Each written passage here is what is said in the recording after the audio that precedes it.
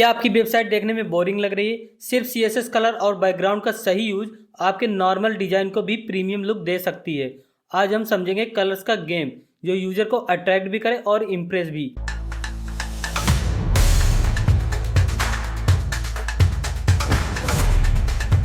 CSS में colour और background सिर्फ डेकोरेशन नहीं होते, ये डिसाइड करते हैं यूजर का फर्स्ट इंप्रेशन।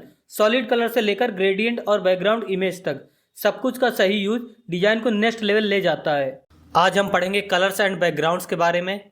तो सबसे पहले हम देखेंगे कलर फॉर्मेट्स, जो कि है hex, RGB, RGBA, HSL, HSLA and named colour. तो आइए एक एक करके इनके बारे में जानते हैं। सबसे पहले है हेक्स कलर। हेक्स कलर एक 6 डिजिट का कोड होता है जो कलर को रिप्रेजेंट करता है। ये कोड हैश से स्टार्ट होता है और उसके बाद 6 कैरेक्टर होते हैं। पहले 2 कैरेक्टर रेड के लिए होते हैं, नेक्स्ट 2 कैरेक्टर ग्रीन के लिए होता है और उसके बाद लास्ट के 2 कैरेक्टर ब्लू के लिए होता है। और हर पेयर 00 से लेकर FF यानी 0 से 255 डेसिमल में इनके बीच होता है। मतलब 0 से 255 के बीच डेसिमल में होता है। यहाँ FF का मतलब होता है फुल ब्राइट कलर। यहाँ आप देख सकते हैं हमने ड्यू कंटेनर लिया है। अब इसको हम बॉक्स बनाकर उस पर कलर फिल करके देखेंगे कि हेक्स कलर कैसे यूज करते हैं। तो हम ड्यू को स्टाइल कर लेंगे। यहाँ लिखेंगे ड्यू, इसकी विड्थ रखते हैं 200 px और हाइट रखेंगे 100 px। बैकग्राउंड कलर होगा हमारा, हेक्स को स्टार्ट करते हैं हैश से। तो सबसे पहले लिखेंगे हैश, उसके बाद हम लिखेंगे FF, उसके बाद लिखेंगे 00 और फिर एक बार 00। तो यहाँ देख सकते हैं रेड कलर बन चुका है। तो मैं आपको समझा देता हूँ फिर से कि जो FF है हमारा, अगर ये सबसे पहले है, आप यहाँ देख सकते हैं 6 डिजिट है, तो जो सबसे पहले डिजिट है वो रेड के लिए होता है और उसके बाद 2 डिजिट होता है ग्रीन के लिए और उसके बाद लास्ट के 2 डिजिट होते हैं ब्लू के लिए। अगर हम यहाँ 00 की जगह FF कर देंगे स्टार्टिंग में तो ये रेड कलर बन जाएगा। आप यहाँ आउटपुट में देख सकते हैं ये रेड कलर का आ रहा है। और इसके बाद अगर हम FF को मिडिल में कर देंगे तो ये ग्रीन कलर का हो जाएगा, यहाँ देख सकते हैं आप। और FF को लास्ट में कर देंगे तो ये ब्लू कलर का हो जाएगा, ब्राइट ब्लू। अगर हम यहाँ सारी 6 डिजिट की वैल्यू 0 कर देते हैं तो ये ब्लैक कलर का बन जाएगा। इसमें एक चीज़ और होता, अगर वैल्यू रिपीट हो रही है तो इसको हम 3 डिजिट का भी लिख सकते हैं। यहाँ आप देख सकते हैं 006 टाइम रिपीट हो रहा है, तो अगर इसको हम 3 टाइम कर देंगे तब भी ये ब्लैक ही रहेगा। तो ये होती है हेक्स शॉर्ट हैंड प्रॉपर्टी। और अगर हम यहाँ FFF कर देंगे तो ये हो जाएगा वाइट कलर का। वेब डिजाइन में हेक्स कलर काफ़ी कॉमनली यूज़ किया जाता है क्योंकि ये शॉर्ट, प्रिसाइज और ब्राउजर फ्रेंडली होते हैं। नेक्स्ट है RGB कलर फॉर्मेट। RGB का फुल फॉर्म होता है रेड ग्रीन ब्लू। R का मतलब रेड, G का मतलब ग्रीन और B का मतलब ब्लू। RGB कलर मॉडल में कलर को 3 प्राइमरी कलर के कॉम्बिनेशन से बनाया जाता है, रेड ग्रीन ब्लू। हर कलर की वैल्यू 0 से लेकर 255 तक के बीच की होती है। 0 का मतलब उस कलर की लाइट बिल्कुल नहीं, मतलब एकदम डार्क। 255 का मतलब उस कलर की लाइट मैक्सिमम है, मतलब ब्राइट। और फाइनल कलर इन तीनों के कॉम्बिनेशन से बनता है। ये होता है RGB का सिंटैक्स। सबसे पहले हम लिखते हैं RGB, उसके बाद ब्रैकेट के अंदर होता है सबसे पहले रेड, उसके बाद ग्रीन और उसके बाद ब्लू। अब हम इसका एग्जाम्पल देखते हैं। हमने यहाँ ड्यू लिया हुआ है और इसको स्टाइल करेंगे। हम इसकी विड्थ कर देंगे 500 px और हाइट कर देंगे 400 px। और इसका बैकग्राउंड कलर कर देंगे, वो हम देंगे RGB फॉर्मेट में। तो यहाँ लिखेंगे 255, 0, 0। अगर 255 स्टार्टिंग में है तो ये रेड कलर को रिप्रेजेंट करता है। तो यहाँ देख सकते हैं रेड कलर शो हो रहा है। अगर 255 को मिडिल में डाल देंगे तो ये ग्रीन कलर का हो जाएगा। और अगर इसको लास्ट में डाल देंगे तो यहाँ देख सकते हैं ब्लू कलर का हो जाएगा। आप इनकी वैल्यू चेंज करके कलर देख सकते हैं। तो जैसे इसका हमने कर दिया 0 और इसका कर दिया 128। तो यहाँ देख सकते हैं लाइट ब्लू हो चुका है। और अगर इसकी वैल्यू और कम कर देंगे तो ये हो जाएगा डार्क ब्लू। जितनी वैल्यू हम इसकी कम करेंगे ये उतना डार्क ब्लू होता चला जाएगा। अगर इसको हम कर देंगे 255 तो यहाँ देख सकते हैं ये स्काई ब्लू हो गया है। अगर हम तीनों को कर देंगे 255 तो ये हो जाएगा वाइट कलर। और अगर तीनों को 0 कर देंगे तो ये हो जाएगा ब्लैक कलर। यहाँ हम कर देंगे 255, यहाँ हम लास्ट में कर देंगे 255, ये फिर से ब्लू हो गया। हम यहाँ 0 की वैल्यू बढ़ा देंगे, यहाँ लिखेंगे 40 तो यहाँ देख सकते हैं डार्क ग्रीन कलर का हो गया है। तो ये होता है RGB कलर फॉर्मेट। नेक्स्ट है RGBA। इसमें RGB का मतलब होता है रेड ग्रीन ब्लू और A का मतलब होता है अल्फ़ा। अल्फ़ा मीन्स होता है ओपासिटी मतलब ट्रांसपेरेंसी लेवल। इस फॉर्मेट में हम किसी कलर को डिफाइन करते हैं 4 वैल्यूज के साथ। RGBA में हम किसी कलर को इस तरह से डिफाइन करते हैं। सबसे पहले यहाँ लिखते हैं RGBA, उसके बाद ब्रैकेट के अंदर होता है रेड, उसके बाद ग्रीन, उसके बाद ब्लू, उसके बाद होती है अल्फ़ा वैल्यू मतलब हमें कितनी ट्रांसपेरेंसी चाहिए। यहाँ से हम कंट्रोल कर सकते हैं। जो अल्फ़ा वैल्यू होती है वो 0 से लेकर 1 के बीच होती है, जिसमें 0 फुली ट्रांसपेरेंट होता है और 1 पूरी तरह ओपाक्यू। RGBA बेसिकली RGB कलर में ट्रांसपेरेंसी जोड़ता है। यहाँ हम कर देंगे 255 और यहाँ कर देंगे 0 और यहाँ भी कर देंगे 0 और यहाँ कर देंगे 0.1। तो यहाँ देख सकते हैं रेड कलर कितना लाइट दिख रहा है। अब हम अल्फ़ा की वैल्यू थोड़ा बढ़ाएंगे, इसको हम कर देते हैं 0.5। तो यहाँ देख सकते हैं ये 50% अभी ट्रांसपेरेंट है। और अगर इसको हम कर देंगे 1 तो ये हमारा फुल ब्राइट कलर हो जाएगा। तो इस तरह से हम अल्फ़ा वैल्यू के साथ किसी कलर को कंट्रोल कर सकते हैं ट्रांसपेरेंसी लेवल में। RGB में हम ट्रांसपेरेंसी आसानी से कंट्रोल कर सकते हैं। ये डिजाइनिंग में काफ़ी यूज़फुल होता है, जैसे background, overlay, hover and much more. अब हम देखेंगे HSL फॉर्मेट क्या होता है। H का मतलब होता है हू और S का मतलब होता है सैचुरेशन और L का मतलब होता है लाइटनेस। तो इन सब से मिलकर बना है HSL। हू हमारा कलर में शेड बनाता है, इसकी वैल्यू 0 से लेकर 360 डिग्री तक होती है। 0 रेड के लिए होता है, 120 होता है ग्रीन के लिए और 240 होता है ब्लू के लिए। सैचुरेशन कलर की इंटेंसिटी या प्योरिटी बताता है, इसकी वैल्यू हम देते हैं 0 से लेकर 100% तक। सैचुरेशन में 0% मतलब ग्रे कलर, मतलब इसकी ओपेसिटी एकदम 0 होती है। और 100% में होता है फुल वाइब्रेंट कलर। 0 मतलब होता है ग्रे, इसमें कोई कलर नहीं होता और 100% फुल वाइब्रेंट कलर होता है, मतलब ये 0 ओपेसिटी है, 100% ओपेसिटी। लाइटनेस कलर की ब्राइटनेस बताता है और इसकी वैल्यू 0 से 100% तक होती है। इसमें 0 ब्लैक कलर होता है और 100% में वाइट कलर आ जाता है। अगर 50% देंगे तो ये नॉर्मल कलर का ब्राइटनेस आएगा। यह होता है इसका सिंटैक्स। इस तरह से हम CSS में यूज कर सकते हैं इसको। इन सबको कर देंगे कमेंट। यहाँ देख सकते हैं हमने एक ड्यू कंटेनर लिया है। अब इसको हम यहाँ स्टाइल कर रहे हैं। इसकी विड्थ हमने दिया 500 px, हाइट दिया हमने 400 px।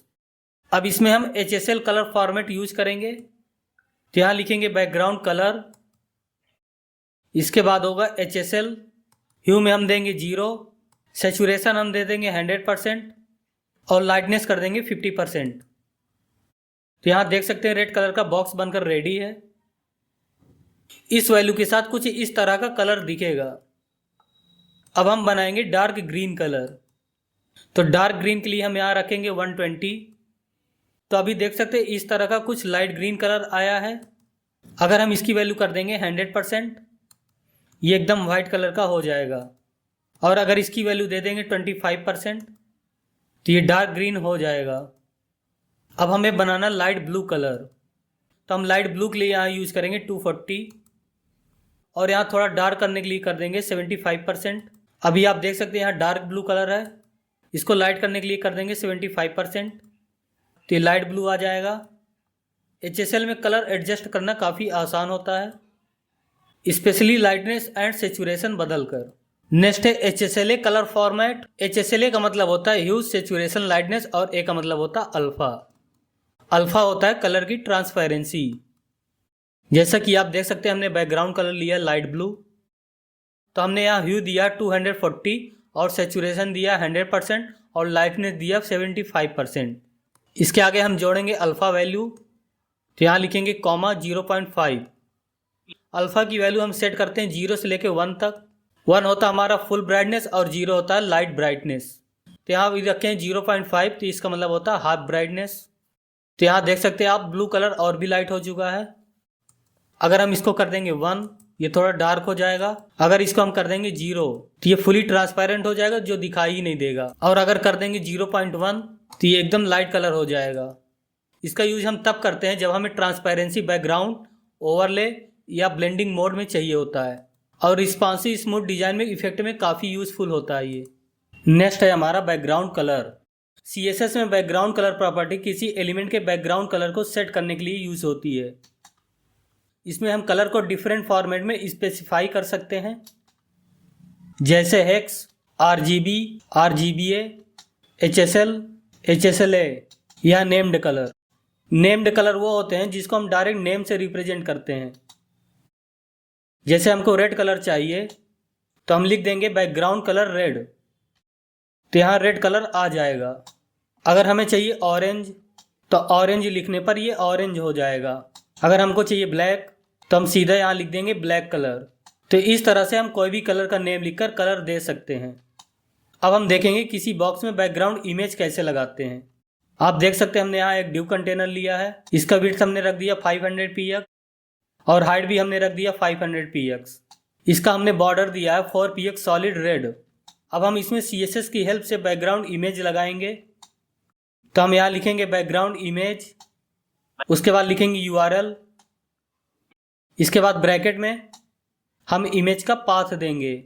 तो हमारा इमेज है इमेज नाम के फोल्डर के अंदर।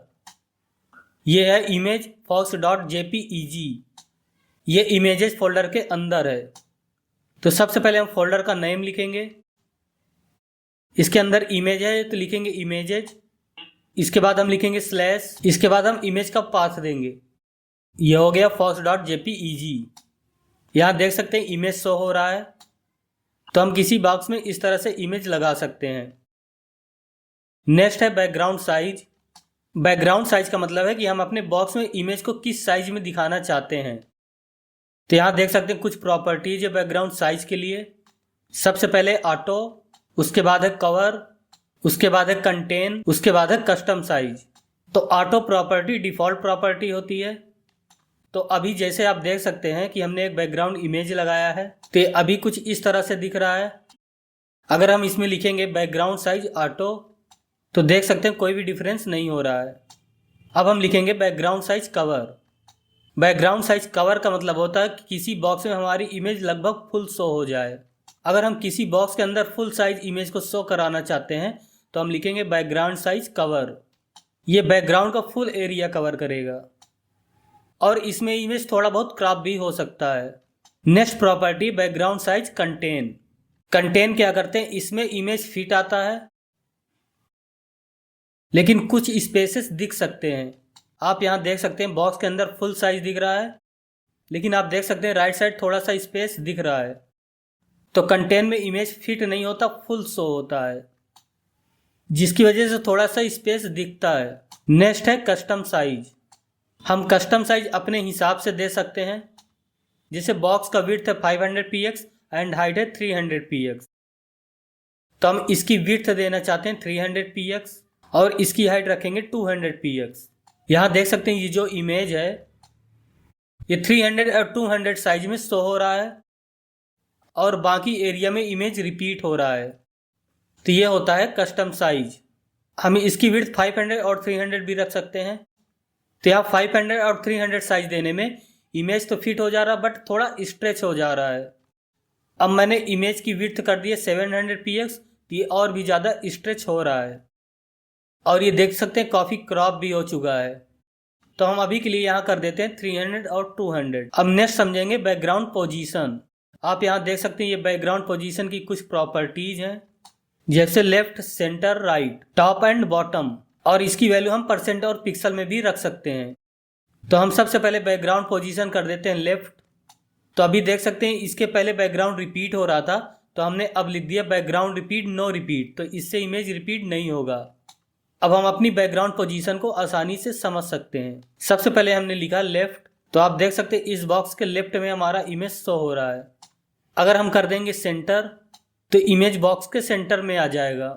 अगर हम यहाँ कर देंगे राइट तो इमेज बॉक्स के राइट में शो हो जाएगा। इसी तरह अगर हम टॉप बॉटम सेट करेंगे तो टॉप करने पर इमेज टॉप पे शो होगी और बॉटम में करने पर इमेज बॉटम में शो होगी। और लास्ट है परसेंट एंड पिक्सल। तो यहाँ हम परसेंट और पिक्सल में भी दे सकते हैं कि जैसे हमने यहाँ कर दिया 10%, तो ये बाय डिफॉल्ट लेफ्ट पोजीशन को यूज करता है, तो ये लेफ्ट से 10% का गैप दे देगा। अगर हम यहाँ कर देंगे 20% तो देख सकते हैं कि अब 20% का गैप दिखाई दे रहा है। अगर हम इसी तरह 80 कर देंगे, इसी तरह 80% का गैप आएगा। इसी तरह हम पिक्सल में वैल्यू दे सकते हैं, तो अब देख सकते हैं 80 पिक्सल का गैप आ रहा है। तो 10 px करेंगे तो यहाँ 10 px का गैप आएगा। तो हम बैकग्राउंड पोजीशन कुछ इस तरह से यूज कर सकते हैं। अब नेक्स्ट है बैकग्राउंड रिपीट। तो रिपीट का बेसिकली मतलब होता है कि हम बैकग्राउंड को रिपीट करना चाहते हैं या नहीं करना चाहते। अगर करना चाहते हो किस एक्सेस में करना चाहते हैं। तो अब आप देख सकते हैं ये है बैकग्राउंड रिपीट की कुछ प्रॉपर्टीज। तो सबसे पहले होता है डिफ़ॉल्ट प्रॉपर्टी रिपीट, जो कि आप ऑलरेडी देख सकते हैं कि बैकग्राउंड रिपीट हो रहा है। सेकेंड है नो रिपीट। तो अभी हमने देखा कि नो रिपीट करने पर इमेज सिंगल दिखाई दे रहा था, तो हम फिर से यहाँ लिख देंगे बैकग्राउंड रिपीट नो रिपीट। अब देख सकते हैं इमेज रिपीट नहीं हो रहा है। नेक्स्ट है रिपीट एक्स। तो ये होता है एक्स एक्सिस, ये होता है राइट एक्सिस। तो अगर हम इमेज को एक्स एक्सिस पर रिपीट करवाना चाहते हैं तो हम यहाँ लिखेंगे रिपीट एक्स। तो देख सकते हैं हमारा इमेज एक्स एक्सिस पर रिपीट हो रहा है, नीचे स्पेस शो हो रहा है। अगर हम यहाँ कर देंगे वाई तो इमेज देख सकते हैं वाई एक्सिस पर रिपीट हो रहा है और राइट पर स्पेस आ रहा है। तो ये होती है बैकग्राउंड रिपीट की प्रॉपर्टी। अब next property background attachment. Background attachment का मतलब होता है कि हम इमेज को स्क्रॉल करें या ना करें। तो अभी देख सकते हैं इमेज स्क्रॉल हो रहा है, तो अभी by default scroll property use हो रहा है। इसको लिखने या न लिखने से अभी कोई फर्क नहीं पड़ने वाला, तो ये इमेज स्क्रॉल होगा ही। हमने डिव कंटेनर की हाइट बढ़ा दिया है और हमने इसमें रिपीट प्रॉपर्टी यूज किया है और इसका पोजीशन हमने रखा है सेंटर। तो सबसे पहले स्क्रॉल देखते हैं। तो यहाँ लिखेंगे बैकग्राउंड अटैचमेंट स्क्रॉल। तो यहाँ देख सकते हैं कोई फर्क नहीं पड़ रहा है। अब नेक्स्ट हम करेंगे फिक्स्ड। तो अब आप देख सकते हैं फिक्स्ड करने पर इमेज फिक्स्ड हो गया है, अब ये स्क्रॉल नहीं होगा। तो ये होता है फिक्स्ड प्रॉपर्टी। थर्ड है लोकल प्रॉपर्टी। तो लोकल प्रॉपर्टी में इमेज बॉक्स के अंदर ही स्क्रॉल होगा। नेक्स्ट है background blend mode. Background blend mode का मतलब होता है कि बैकग्राउंड कलर और बैकग्राउंड इमेज को किस तरह से ब्लेंड करना है। तो यहाँ आप देख सकते हैं बैकग्राउंड ब्लेंड मोड की कुछ प्रॉपर्टीज हैं, जैसे कि नॉर्मल ये डिफ़ॉल्ट होता है, उसके बाद है मल्टीप्लाई, स्क्रीन, ओवरले, डार्कन और लास्ट है लाइटन। तो इन प्रॉपर्टी की यूज करने के लिए हम सबसे पहले देंगे बैकग्राउंड कलर। तो यहाँ हम दे देंगे बैकग्राउंड कलर रेड। इसके बाद हम बैकग्राउंड ब्लेंड मोड यूज करेंगे। तो यहाँ लिखेंगे बैकग्राउंड ब्लेंड मोड। तो सबसे फर्स्ट प्रॉपर्टी नॉर्मल। तो अभी देख सकते हैं इमेज कुछ इस तरह से दिख रहा है, तो यहाँ लिख देंगे नॉर्मल। तो यहाँ देख सकते हैं कोई भी फर्क नहीं पड़ा क्योंकि बाय डिफ़ॉल्ट प्रॉपर्टी होती है। नेक्स्ट है मल्टीप्लाई। तो यहाँ देख सकते हैं मल्टीप्लाई करने पर ये थोड़ा डार्क रेड कलर का ब्लेंड हो रहा है, ये रेड के साथ मिक्स हो चुका है। अब नेक्स्ट है स्क्रीन। तो देख सकते हैं स्क्रीन कुछ इस तरह से दिख रहा है। नेक्स्ट है ओवरले। ओवरले पूरी तरह से इमेज को हाइड कर दिया है। नेक्स्ट है डार्कन। ये डार्कन प्रॉपर्टी थोड़ा बहुत मल्टीप्लाई जैसा ही लग रहा है, तो ये होता है डार्कन। इसके बाद होता है लाइटन। लाइटन प्रॉपर्टी स्क्रीन प्रॉपर्टी से मिलता जुलता ही है, तो ये होती है बैकग्राउंड ब्लेंड मोड प्रॉपर्टीज। अब हम देखेंगे ग्रेडियंट कलर्स क्या होते हैं। इसमें फर्स्ट है लीनियर ग्रेडियंट, सेकेंड है रेडियल ग्रेडियंट और थर्ड है कॉनिक ग्रेडियंट। अब इनको हम समझेंगे कि कैसे यूज किया जाता है। लीनियर ग्रेडियंट में कलर एक लाइन से अलोंग चेंज होते हैं, टॉप बॉटम लेफ्ट राइट या किसी भी एंगल पर। ये देख सकते हैं, ये लीनियर ग्रेडियंट का सिंटैक्स। सबसे पहले होता है बैकग्राउंड, उसके बाद हम लिखेंगे लीनियर ग्रेडियंट, उसके बाद हम लिखेंगे direction left right top bottom, उसके बाद फर्स्ट कलर, उसके बाद हम कॉमा करके लिखते हैं सेकेंड कलर। तो ये होता है सिंटैक्स। और यह है इसका एग्जाम्पल। हमने यहाँ एक div लिया हुआ है और इसमें हमने क्लास दिया है लीनियर। सबसे पहले हमने लिखा बैकग्राउंड, उसके बाद लिखा लीनियर ग्रेडियंट और डायरेक्शन में हमने लिख दिया टू राइट। और फर्स्ट कलर है रेड और सेकेंड कलर है येलो। तो यहाँ देख सकते हैं फर्स्ट है लीनियर ग्रेडियंट कलर। इसमें देख सकते हैं रेड कलर स्मूथ ट्रांजेक्शन में येलो की तरफ बढ़ रहा है, तो यह होता है लीनियर ग्रेडियंट कलर। नेक्स्ट है रेडियल ग्रेडियंट। रेडियल ग्रेडियंट में कलर सेंटर पोजीशन से एच की तरफ स्मूथली ट्रांजिशन होते हैं। यह है रेडियल ग्रेडियंट का सिंटैक्स। हम यहाँ पहले लिखेंगे रेडियल ग्रेडियंट, उसके बाद हम देते हैं शेप साइज। शेप साइज में हम जैसे दे सकते हैं सर्कल, रेक्टेंगल, क्यूब। उसके बाद हम देते हैं पोजीशन। उसके बाद होता है first colour and second colour. इसमें हम सबसे पहले लिखते हैं रेडियल ग्रेडियंट। तो यहाँ देख सकते हैं यह है इसका एग्जाम्पल। सबसे पहले लिखा हमने बैकग्राउंड, उसके बाद हमने लिखा रेडियल ग्रेडियंट। हमने शेप में दे दिया है सर्कल। उसके बाद हमने कलर 1 में लिखा रेड और कलर 2 में हमने दे दिए येलो। अब आप देख सकते हैं ये मिडिल पॉइंट से ट्रांजिशन हो रहा है, जिसमें रेड कलर मिडिल में है और येलो कलर उसके अराउंड है। इसमें रेड धीरे धीरे येलो की तरफ बढ़ रहा है। नेक्स्ट है कॉनिक ग्रेडियंट। कॉनिक ग्रेडियंट में कलर एक पॉइंट के एंगल के हिसाब से रोटेट होते हैं, जैसे क्लॉक डायल। यह है कॉनिक ग्रेडियंट कलर का सिंटैक्स। सबसे पहले हम लिखेंगे कॉनिक ग्रेडियंट, उसके बाद होगा एंगल, उसके बाद होगा कलर 1, 2 एंड मोर। तो यहाँ देख सकते हैं इसका एग्जाम्पल। उसके बाद हमने लिखा कॉनिक ग्रेडियंट और इसमें हमने कलर दिए हैं red, yellow, green, blue, red. तो ये क्लॉकवाइज डायरेक्शन में रोटेट होकर कलर चेंज हो रहा है। हम रेड से स्टार्ट और रेड पर ही एंड किए हैं। इसमें कलर सर्कुलर मोशन में चेंज होता है। तो ये होता है कॉनिक ग्रेडियंट। आइए एक बार और देख लेते हैं। लीनियर ग्रेडियंट स्ट्रेट लाइन में कलर चेंज करता है और रेडियल ग्रेडियंट सेंटर से सर्कल या इलिप्स में कलर चेंज करता है और कॉनिक ग्रेडियंट सर्कुलर मोशन में कलर चेंज करता है। अगर आप चाहते हो कि आपकी वेबसाइट प्रोफेशनल, अट्रैक्टिव और आई कैचिंग लगे तो CSS कलर और बैकग्राउंड को लाइटली मत लो। प्रैक्टिस करो, एक्सपेरिमेंट करो और अपने डिजाइन को बोलो वाओ। वीडियो पसंद आई हो तो लाइक करें, चैनल को सब्सक्राइब करें और अपने कोडिंग फ्रेंड के साथ जरूर शेयर करें। Thank you.